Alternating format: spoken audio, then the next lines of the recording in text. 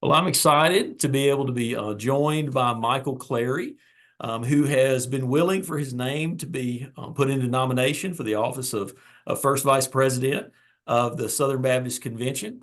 And so, Michael, I'm excited to have you here, having this conversation with me. But I want to ask you a little bit about yourself. We don't really know you, especially down here in the South, where I'm at. We're down here in the way down the deep South, and so we want to know who you are if we're going to come to Indianapolis and possibly vote for you. So why don't you tell us a little bit about yourself?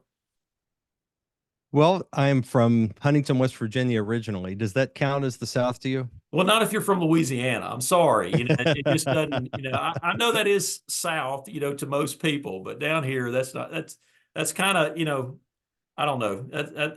You're better than those above you, but you're not quite down here with us, but you can call yourself a Southerner if you like. It's all right. And nobody really wants to claim us, I guess. We're the No. redheaded childs. But yeah, I'm from Huntington, West Virginia originally. My great grandpa, Papa Galley, was a kind of an indie fundy Baptist preacher. Yeah. And then my grandfather, Curtis Harvey, he was the same, and he preached at the same church. Wow. And then my mother is his daughter, and then she gave birth to me, and I never would have thought that I'd be a Baptist preacher, but here I am. There you go. I suppose it's a family tradition, so to speak. But I grew up in West Virginia, Huntington, West Virginia. Went to Marshall University, and ended up while I was at Marshall University, my faith really grew a lot. Yeah. And through the experience of being involved in campus ministry, I got involved in crew while I was at Marshall. Ended up just loving it and went on staff with crew. So they assign you from the headquarters to a school where they want to plug you into a ministry, and they end up sending me to the University of Louisville. And that was a good fit because I wanted to go to seminary. I wanted to study in Southern seminaries there in Louisville. So that was a dream come true. And while I was there, on staff with crew, I started, after I was there for a couple of years, I ended up started taking classes. And while I was there was a friend of mine that had a similar background. He was involved in the crew world, but he ended up going to school at Southern Seminary, and then he was going to plant a church. And so he contacted me because we had both a seminary student and a crew background. Yeah. And so he ended up telling me about his desire to plant a church. And it, as funny as it sounds, I'd never heard of that before. I did not know where new churches came from. I'd never heard of church planting, and he told me They'd the always story. been there. They just always been Right. there. That's right. Yeah, nobody gave me the birds and the bees talk about where little baby churches come from, Yeah. but he explained it to me, and as he explained it, I was like, man, this sounds fantastic. Right. And at the time I was thinking, that's great for you. It's a shame that I already have a church and already have a ministry, but I hope it goes well. And he was, kind of trying to recruit, but I just couldn't get it out of my head. Mm-hmm. And over the course of the next few weeks, they had ended up having a core group meeting.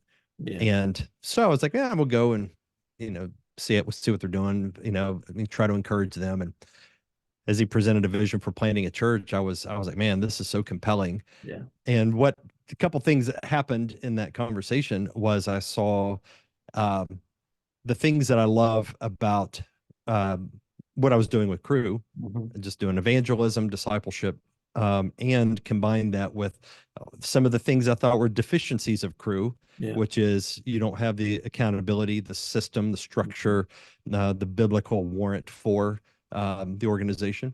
Yeah. And so I saw this, and what he was doing was something I thought was a perfect marriage of the two. And in my heart, as I was studying at Southern Seminary, I was like, I really, my heart was drawn increasingly towards church, and I was becoming increasingly dissatisfied with the campus ministry I was doing. And so I see that now in retrospect as providential to God use that to cultivate in me a calling to church work, but also to church planting. I ended up joining that church as a Southern Baptist church plant in Louisville, and finished up seminary, and then it was like, well, where do you do from there? And we ended up deciding to go into urban church planting in Cincinnati.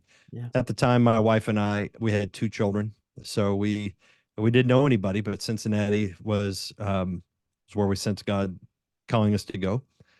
So we packed up a moving truck, Yeah. U-Haul, drove it up to Cincinnati, and we've been here. That was in 2008, Wow. and they call it a parachute church plant where didn't know anybody, and it was just like just trusting God that a church would emerge out of whatever outreach and getting to know people, and but the Lord was faithful. So we have 4 children now. My wife Laura and I have 4 children. They're all teenagers. Yeah. They're God spaced bless out you. perfectly. Yeah. 19, 17, 15, 13, 4 teenagers. Well, And that may disqualify you from running for any sort of office. Nobody should have to, no one should take on any extra responsibilities, when they have a teenager and have that 4 teenagers and they're pastoring a church. I mean, I don't know how in the world you're going to do it, man. I'm going to have to really pray for you. I mean, big time, big time. well, I'll take all the prayer I can get. There you go. Well, that's cool. Well, certainly, I mean, it sounds like you got a full plate right now. And now you're also an author. Now, is that right? You've got a book or something that's just been published here fairly recently. Is that correct? Yes, Or did I dream it's that called. up? Did I just dream No, that no, up? that's right.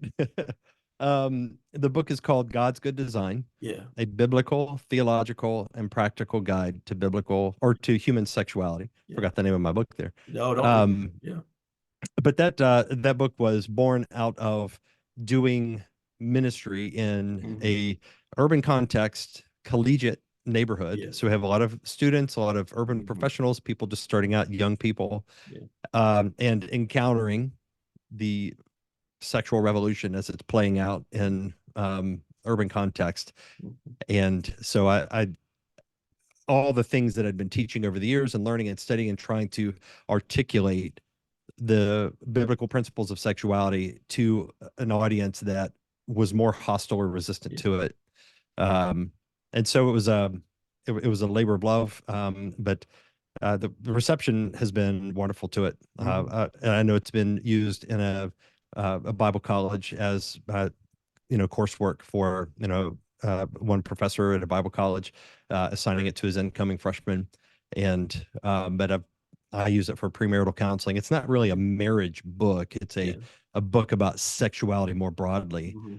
But it's been fantastic. It's been a real delight and a joy to write it, and even more gratifying to now see it out in the wild and hear how God is using it to sharpen people's thinking on sexuality. Because I mean, this as a pastor, just how urgently needed the teaching is, and how poorly taught so many Christians are.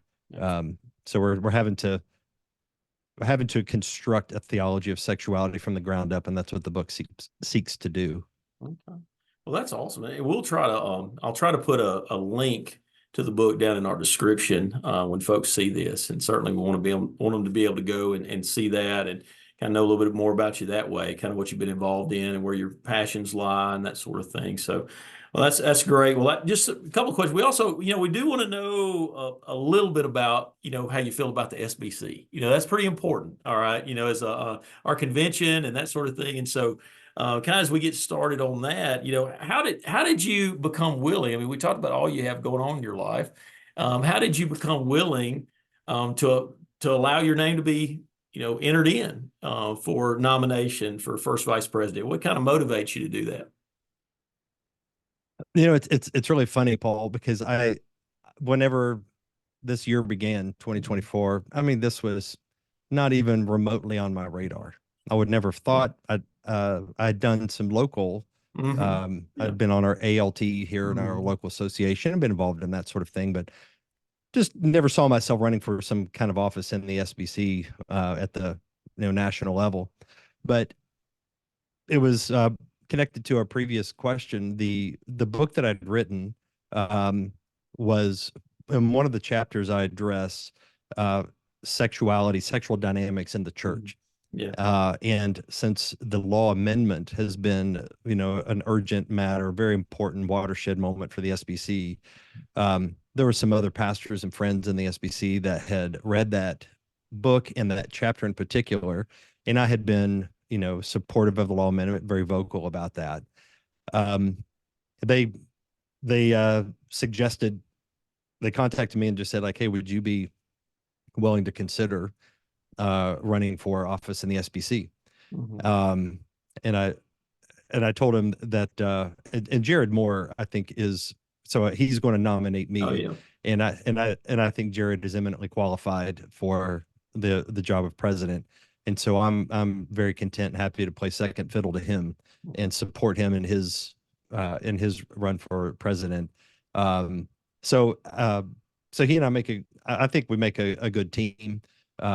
We represent rural and urban, the two Mhm. sides of, um, kind of emphases that we see in Southern Baptist life of church planting, and where a lot of the the the missions push, and just the heart of the Southern Baptist Convention being in the rural areas.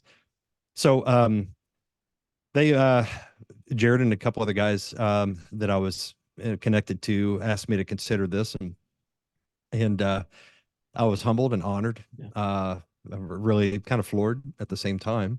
But I love the SBC. Mhm. This is I mean, I've planted my church out of the SBC. Yeah. The church plant that I came from Mhm. was SBC. The church that I was at in Louisville before that was SBC. I mean, I've been in this convention for 20 years. My whole ministry career Yes. has been in the SBC. Um, and so I love who we are. I love our history, our heritage. I think Mhm. we've got heritage to be proud of, Yes. and proud in a good way. Yes. Uh, Absolutely. Yeah. but certainly we've got our baggage, we've got problems, and I want to. I'm, I think I'm at a time in my ministry career that I'll, I I care about the future. I care Yeah. about the legacy. I've got enough ministry in the rearview mirror, and I have enough in front of me to I'm right at this time to where I want to be a part of preserving and maintaining not just the future of my own church, but helping to preserve the faith once for all delivered to the saints for our whole convention. Mhm. So um, it whenever I took it as, the Lord's prompting, whenever these brothers asked me to consider it, and so I agreed to do it. And Yeah. by God's grace, I hope that we'll be elected and be able to serve in that capacity going forward. Absolutely. Okay, well, and full disclosure to anybody watching, always give the questions to the guys before I ask, that sort of thing. So I'm going to jump around a little bit in terms of our order because you did mention the law amendment, and so we'll go ahead and just go to that. I know Sure. obviously you certainly believe in what's behind the law amendment or but some of the issues, or I guess maybe the consternation that some seem to have, and of course having talked to all the candidates, all of them, every single candidate said that they were certainly for the law amendment in theory, as far as what was behind it or the intention of it. Some didn't feel like it was necessary, to have the law amendment, since we already have it specified there in the Baptist Faith and Message, that the office of pastor is for men. And so, what's your feelings on that as far as the practicality of it, the need for it to actually put that amendment in place? I'm 100% in favor of the law amendment without reservation or qualification. I Yeah. think it is the right thing to do. Um, and this is something that I wrote about in my book. So the name of the book is God's Good Design, but there's there's the textual arguments where you look at First Timothy 2:12, similar scriptures that teach pretty directly and clearly Yes. about the pastoral office being restricted to qualified men. But what a layer of argumentation that I present in my book is that there's if it's just let's say it's just a text, then it can seem like an arbitrary rule. Yeah. Like it's just a coin flip, it's a restriction, and God was like, well, it could have been men, it could have been women. But I guess I flipped the coin, it came up heads, so I guess the men get to be pastors. Yeah. Um, and well, I wanted to demonstrate, and I think the spirit of the amendment is that it is not merely a proof text that is an arbitrary rule that restricts these wonderful, capable, godly women from doing something that they should do and God called them to do, and these mean old guys that just want to hang on to their power and Yeah. control, want to keep women in their place and don't want to let women do anything. I mean, that's not the spirit of it all. No, The no. spirit of it, yeah. The spirit of it is just that God made men and women differently. Mhm. And men don't get the glory and joy of giving birth to children. Uh, God did not design us for that. That is a wonderful, glorious feminine vocation that only women get to do. And it's only something they're biologically capable of doing. yes. When it comes to the pastoral office or being head of a home, it is not so much biologically limited, but that isn't to say that there isn't something about the nature of who men are and who women are and the way God has wired us, the way our gifts and strengths work together harmoniously. Um, the Church of Jesus Christ needs the strengths and gifts of men and needs the gifts and strengths of women, but those gifts and strengths need to be ordered properly. And that's what the law amendment is representing, to say that the office of pastor of any kind is restricted to men, biblically qualified men. It is not saying, as Rick Warren argued last year, that this is dismissing women or saying women can't Yeah. serve or women don't have any value in the church. I mean, nobody's arguing that. It is saying that the gifts and value and strengths of women need to be ordered in a certain way. And the ordering of that is such that the office of pastor, the overall headship of the church, is given to men because headship itself is a masculine function. Yeah. And you see that as Christ laid down his life. That was a masculine thing for Christ to lay down his life on for the sake of others. And the church responds to that. And in a similar way, men are called to take leadership, to take the responsibility to shepherd and steward the church, the truth of the church, the truth of the gospel, the doctrine. And that truth, that doctrine is the governing principle that men are responsible for to steward. And then they bring order to the way the church functions. That's not to say men do it perfectly or men are Yeah. better than women. It's to say that just like God did with Adam in the garden, whenever Adam and Eve both sinned, but whenever God showed up to call account, he said, "Man, where are you?" He didn't say, "Woman, where are you?" Even though she was the one that sinned first. So there's a responsibility that men have. And I think it is an abdication of our responsibility to say, hey, we want to put women in the office of pastor. Because it is not something that is it's not something that comports appropriately to her design.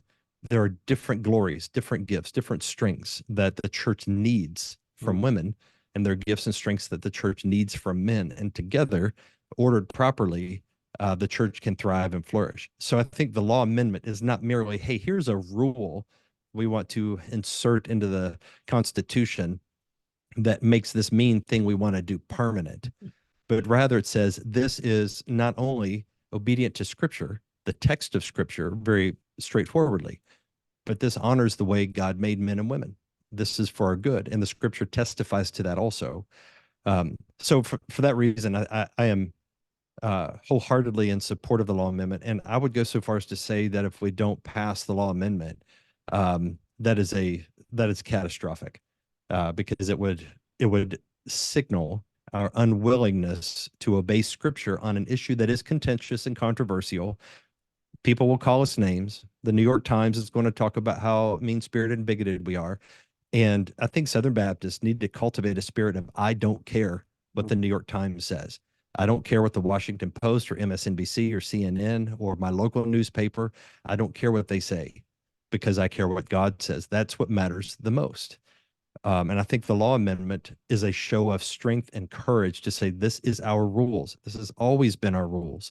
And we're not going to break our rules because we're intimidated or bullied by pressure from women that we love in our church that say that this hurts them, or the world that says, hey, we want you to be the kind of Christians that we can give we can celebrate in our Yeah. weekly columns. Mhm. And so I think this is a very important moment that is a demonstration of Southern Baptist resolve and conviction, biblical strength. And the thing is that the people, I think the ordinary Southern Baptists in the pews, they're tired of being lectured to and bullied and harassed by the sexual insanity, the gender bending, these things. And this is a symptom of that. This is not some completely unrelated issue. The problems that put little boys and little girls Yeah. bathrooms, Mhm. it's the exact same androgyny, the spirit of androgyny. You just extrapolate it up to the pastoral office and say it doesn't matter if a man or a woman is a pastor. Christians believe God made us male and female. The differences matter. And so we have to stand on those convictions. And that's why I'm a proponent of the law amendment. Okay. Well, I certainly appreciate that. Appreciate your clarity in that, for sure. And I think there's a lot of folks that feel the same way. And I feel, I don't pretend to know the pulse of the Southern Baptist Convention, on that level, but I think there are going to be a whole lot of folks who are going to vote for it. I certainly believe that.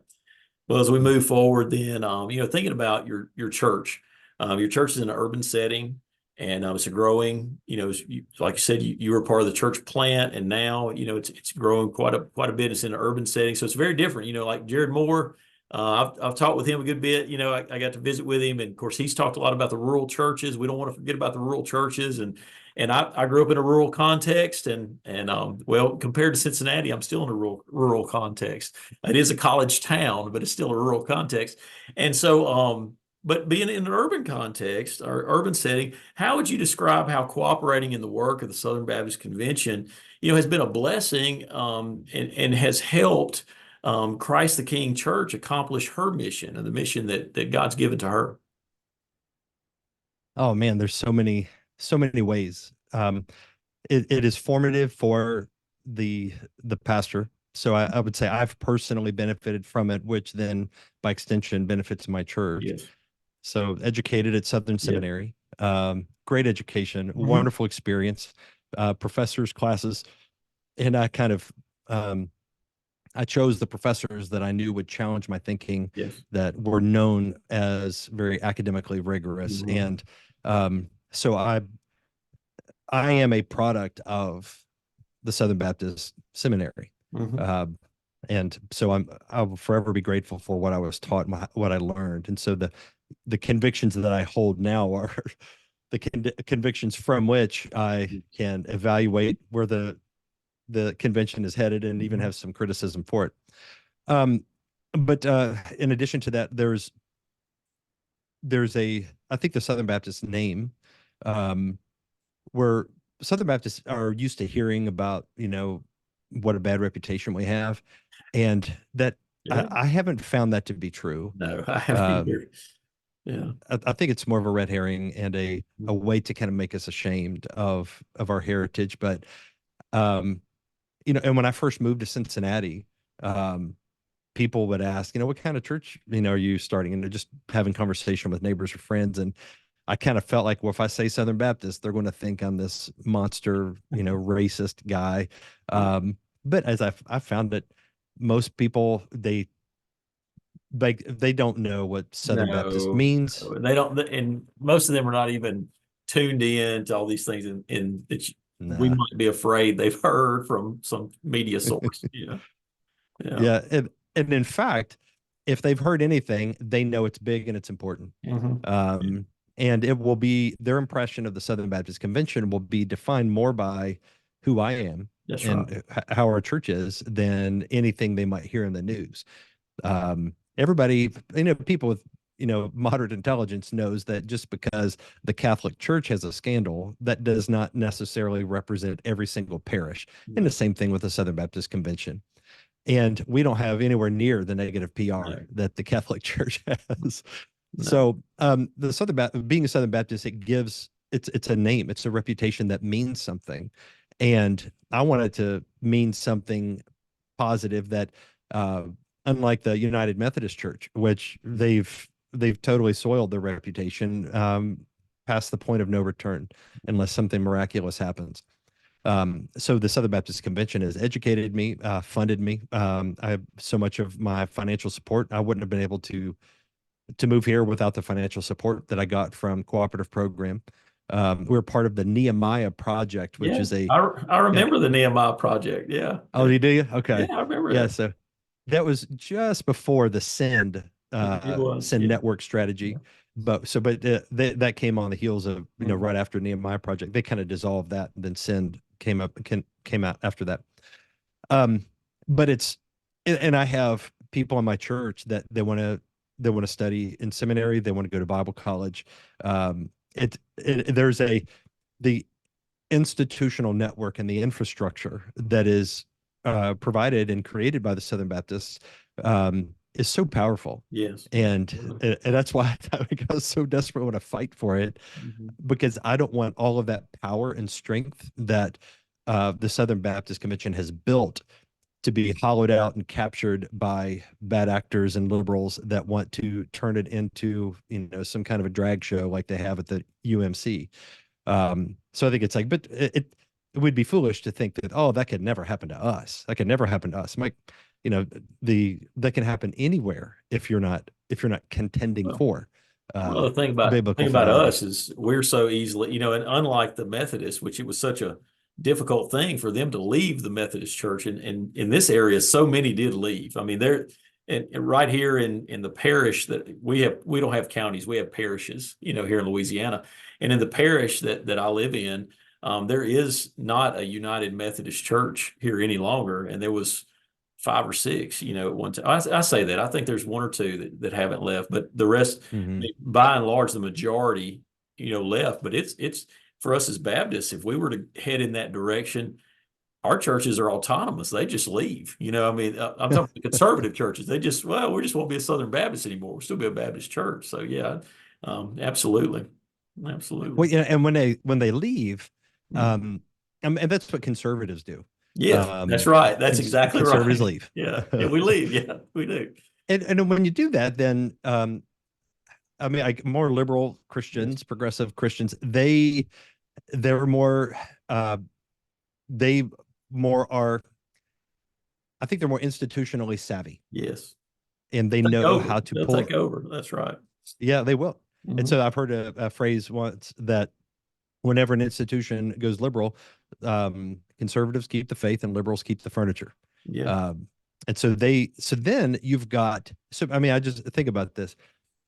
If you, let's say 20, 30 years from now, let's say the Southern Baptist Convention goes in a liberal direction, and we don't pass the law amendment, so there's really no restriction on pastoral office, and you have more and more women pastors, and before you know it, we're acting more and more like the UMC. The Southern Baptist Convention is much larger than the UMC. Yes.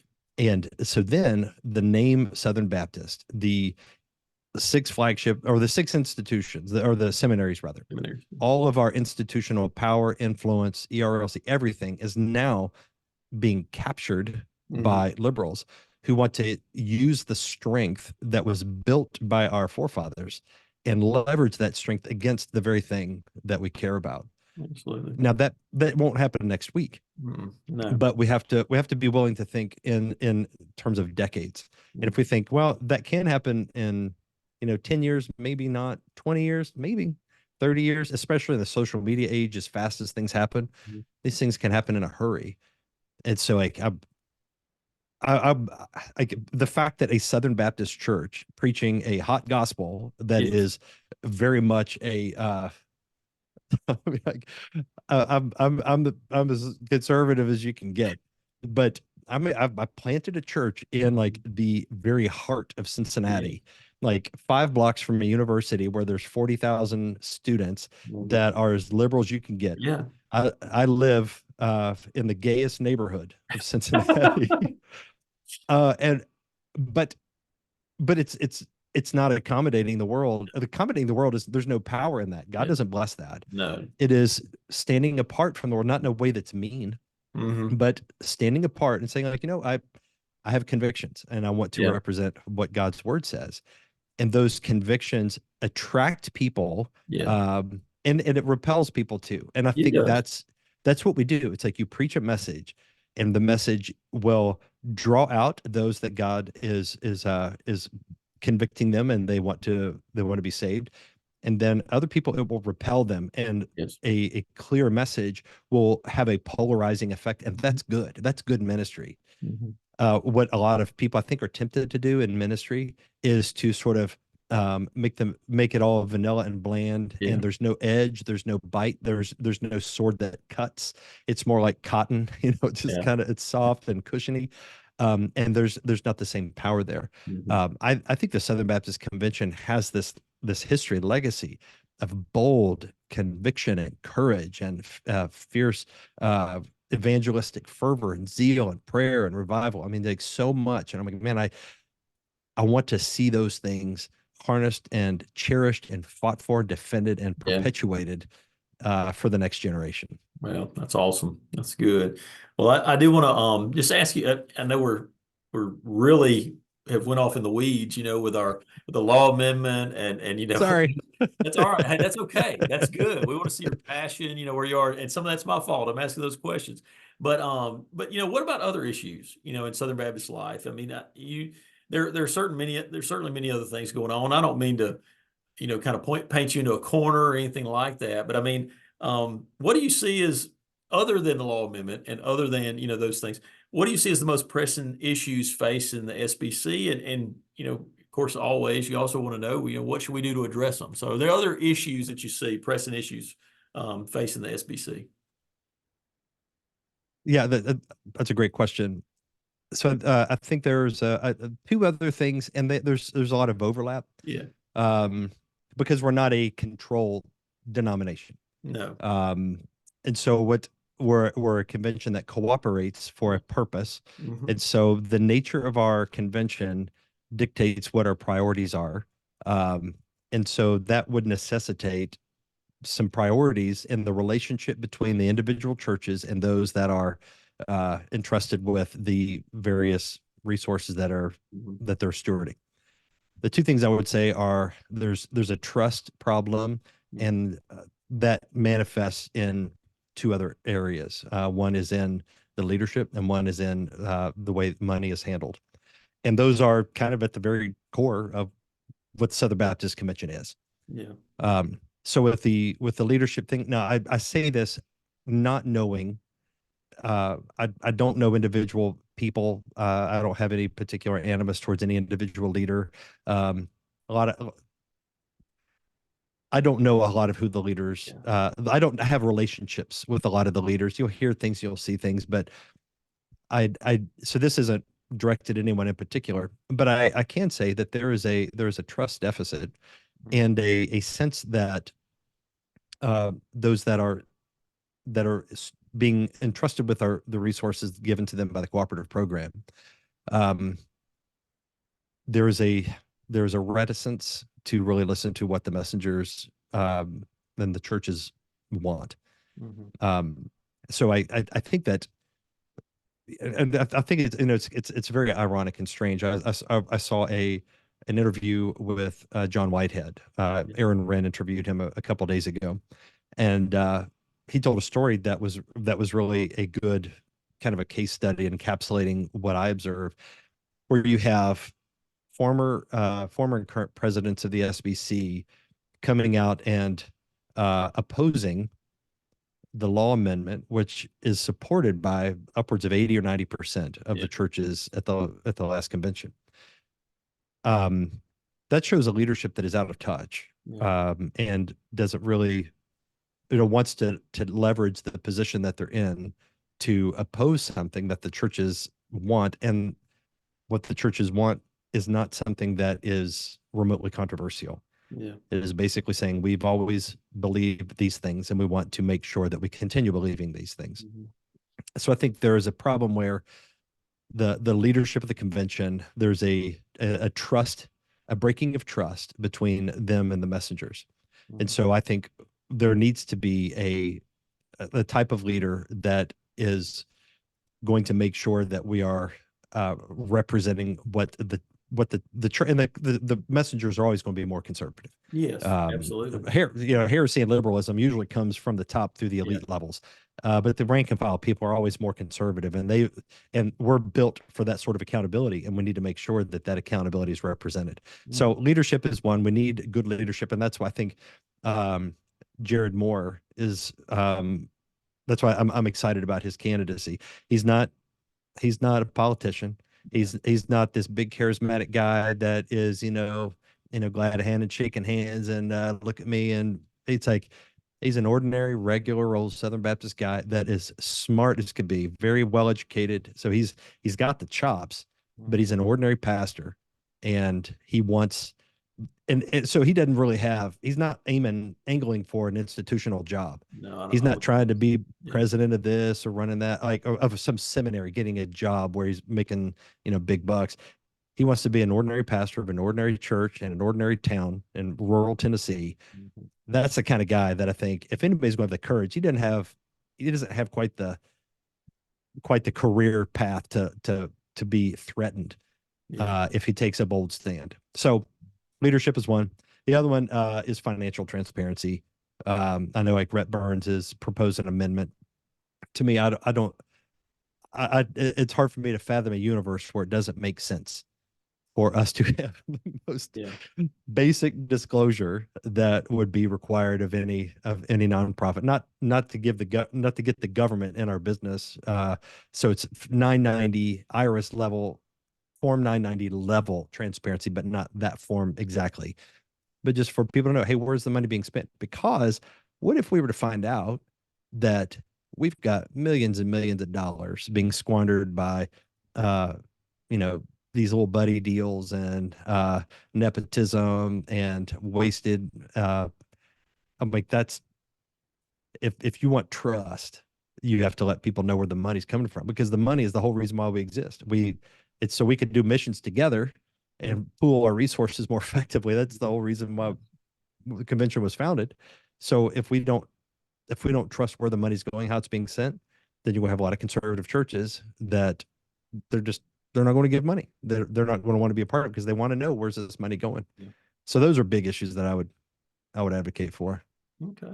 Well, and I certainly appreciate the time you give me, the transparency, that you demonstrated. As we close out, are there anything else you'd just like to share, with the delegates or just with members? A lot of people are going to see this that may not be able to get to Indianapolis, but they may, speak to their pastor or whoever, from their church or somebody they know that's going, and what would be your message to them?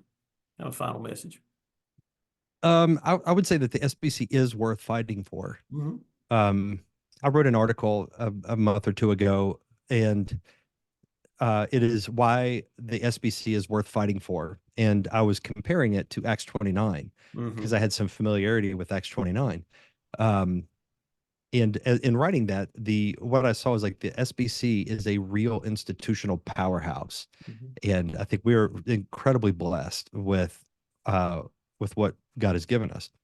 Whereas it's not just a brand. Like Acts 29 it's a brand, marketing, but they don't have anywhere near the sort of institutional resources that the SBC has, and for that reason, it is worth fighting for. So I would say it's hard to convince somebody to make the trip to Indianapolis if they haven't already planned on it, and they're like, man, I have to take off work, or I got to find a place to stay, a hotel, gas money, whatever the thing is.